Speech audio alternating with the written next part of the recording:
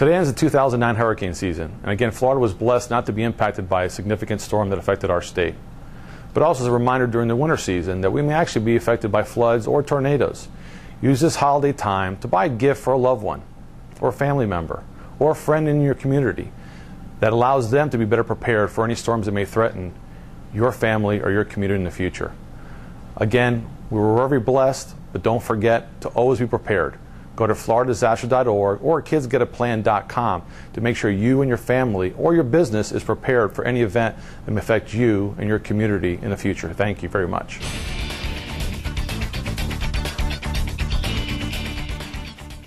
Well, after a nice and pleasant Thanksgiving weekend for much of the state, we actually are going to start seeing some weather systems come back into our region. The first cold front will start to come through North Florida during the day on Monday, but it's really the next system behind this that could potentially bring us some multi-hazard storm events as we head into the day on Wednesday. Now, that first cold front will start to stall across the I-4 corridor on Tuesday, but that's that second area of low pressure developing in the western Gulf of Mexico that will potentially bring us our severe weather as we head into Tuesday night and on Wednesday as it approaches the northern Gulf Coast area.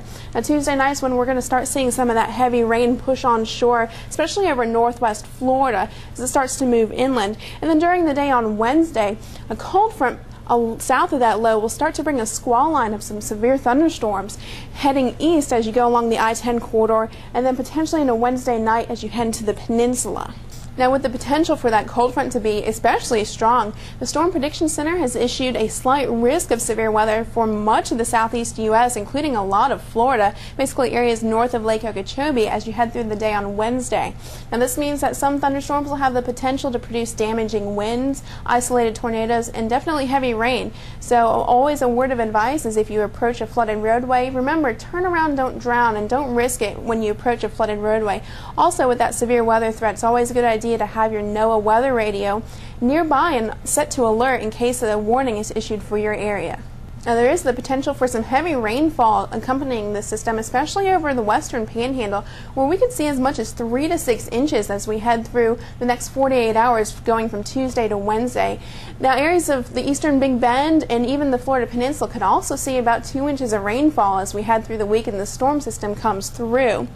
Now, along with the threat for inland flooding with some of that heavy rainfall, of greater concern could possibly be some coastal flooding as we get some large and battering waves come up along the coast as we head through the day on Wednesday.